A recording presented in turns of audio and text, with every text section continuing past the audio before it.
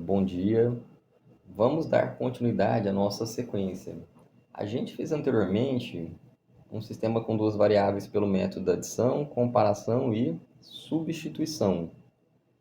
Então agora a gente vai ver como é que um sistema pode ser classificado em relação à sua solução. Uma coisa importante que a gente tem que ter em mente: existe uma relação entre as incógnitas e as equações. Se eu tenho uma letra, eu preciso de uma equação para mim chegar numa solução única. Se eu tiver duas letras, eu preciso duas equações para mim ter apenas uma solução. Se eu tiver três letras, eu preciso ter três equações. Se eu tiver 10 variáveis, 10 incógnitas, eu precisaria ter 10 equações. Isso é uma condição necessária, mas não suficiente, porque ele também pode ser classificado como SPI. Mas vamos entender isso aqui agora. Imagine essa situação: x mais y igual a 10. Eu tenho duas variáveis, então para mim achar dois valores, para mim achar uma resposta com uma única solução, eu teria que ter mais uma equação aqui, ó. Então, para mim ter um sisteminha com uma única solução, está faltando uma equação. Por quê? Se eu atribuir valores x igual a 5, o meu y é 5. Se eu colocar x igual a 1, o meu y é 9. Se eu colocar x igual a 0, o meu y é 10. Então, nesse caso, eu teria o quê? Infinitas respostas. É um sistema possível indeterminado. Ou seja, está faltando uma equação para mim travar esse sistema e chegar a uma única resposta. Diante disso, vamos ver as classificações dos sistemas. Um sistema pode ser classificado como sistema possível e determinado. Nesse caso, ele tem uma única solução, né? Esse é o caso daquele exercício que a gente fez pelos três métodos. A gente achou um valor para x e um valor para y. Quando a gente faz esse desenho do gráfico, a gente tem retas concorrentes, tá? São retas que se cruzam, se tocam em um ponto. Quando a gente tem um sistema possível indeterminado, a gente tem infinitas soluções. Vai dar uma igualdade verdadeira quando você for fazer o sisteminha. Por exemplo, vai dar 0 igual a 0. Nesse sistema, quando a gente faz o gráfico dele, a gente encontra retas coincidentes. O que é isso? É uma reta exatamente em cima da outra. Quando a gente está diante de um sistema impossível, a gente não tem nenhuma solução. É um absurdo matemático. Quando você for fazer o sistema, quando vocês forem fazer em casa, vai chegar em algo assim, ó, 0 igual a 5. Ou seja, é algo impossível. Ou você tem 0 ou você tem 5, né?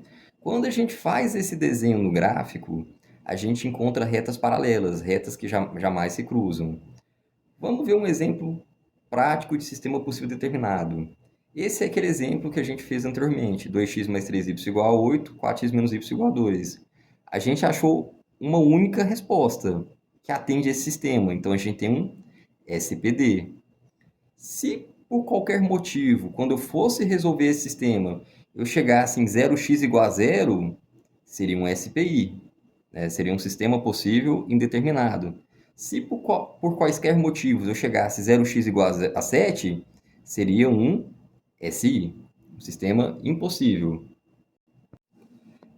Eu sei que esse 0x igual a 7, 0x igual a 0 vai gerar e gera sempre dúvidas. Então vamos ver isso aqui na prática. Por que 0x igual a 0 é um sistema possível indeterminado? Se eu colocar, vamos atribuir valores para x, vamos colocar o x igual a 1. 0 vezes 1 é 0, verdadeiro.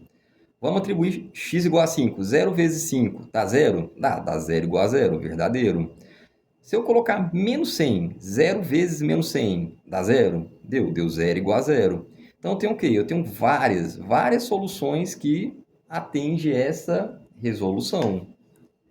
Então é por isso que ele é classificado como SPI. Por que 0x igual a 7 é um sistema impossível. Vamos entender isso na prática. Vamos atribuir valores para x. X igual a 1. Então fica 0 igual a 7. Isso é verdadeiro? Não, isso é falso. 0 é diferente de 7. Se eu atribuir x igual a 7, 0 vezes 7 é o quê? É 0. 0 é diferente de 7, então é falso. Então, qualquer valor que eu atribuir, eu vou encontrar o quê? Um absurdo matemático. Então, eu não tenho nenhuma resposta, né, real que satisfaça essa equação. Então, um resumo final. SPD, sistema possível determinado, uma única solução, né? E as retas se cruzam em um único ponto. SPI, sistema possível indeterminado, infinitas soluções, né? E as retas são coincidentes, fica exatamente uma sobre a outra. SI, sistema impossível, nenhuma solução. As equações viram um absurdo matemático, então as retas são paralelas, ó. SI, tá aqui, a nossa retinha paralela.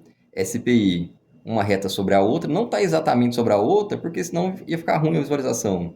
O SPD, né, se tocando em um ponto. A gente também vai ver na sequência a resolver um sistema por Cramer. Então, assim, além daquelas 3 formas que a gente viu, a gente consegue fazer a resolução por Cramer. Qual é o detalhe? O nosso determinante vai mostrar se ele é SPD, SPI ou SI, tá? Então, Cramer também é mais uma alternativa além daquelas 3 que a gente fez anteriormente. Então, a gente vai fazer agora aquela mesma questão por Cramer.